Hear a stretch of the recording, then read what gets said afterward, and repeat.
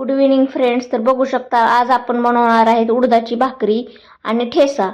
तर मराठवाड्यातील special recipe आहे आणि खूप सुंदर लागते उडदाची भाकरी. शक्यतो बऱ्याच जणांना उडदाची भाकरी माहीत नाही. तर हे असा ठेचा बनवला जातो.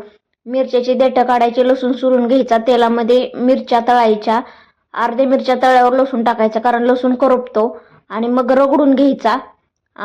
कशाने, वाटीनं तांब्याने रगडला तरी जमतो. ज्याला येत नाही, ताकद नाही, त्यांनी आपलं उकळीतल्या वरच्या टोंब्याने रगडला तरी चालतो.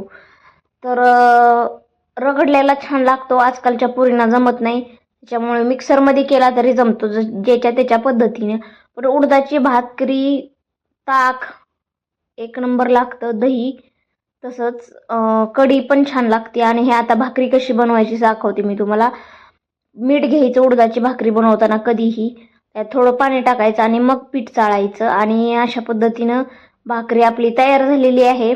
आणि कसं मळायचं पीठ हो का, हे बघा किती चिकट पीठ आहे. आणि खरंच त्रास होतो भाकरी बनवताना. पण ज्यांना जमत नाही त्यांनी जास्त ज्वारी टाकायची. 1 किलोला 2 किलो, मी 1 किलोला 1 किलो टाकते कारण मला आवडतंय तसं. आणि आता आपली भाकरी तयार आहे, ठेसा तयार आहे. एकदम मस्त, एकदम टेस्टी लागतो. आणि बघा किती घाम आलेला आहे मला भाकरी बनवून. कारण जून आहे तरी इतकं ऊन पडायला ना सांगूच नका. प्रमाणाच्या बाहेर. 2 दिवस चांगला पाऊस पडला, 3 दिवस बारामतीला, पुन्हा काय पडला नाही. तर बघा असं कष्ट करावं लागतं. मला भाकरी आवडली तर लाईक करा, सबस्क्राईब करा. आणि असा घाम आलाय, थोडी हवा घेते.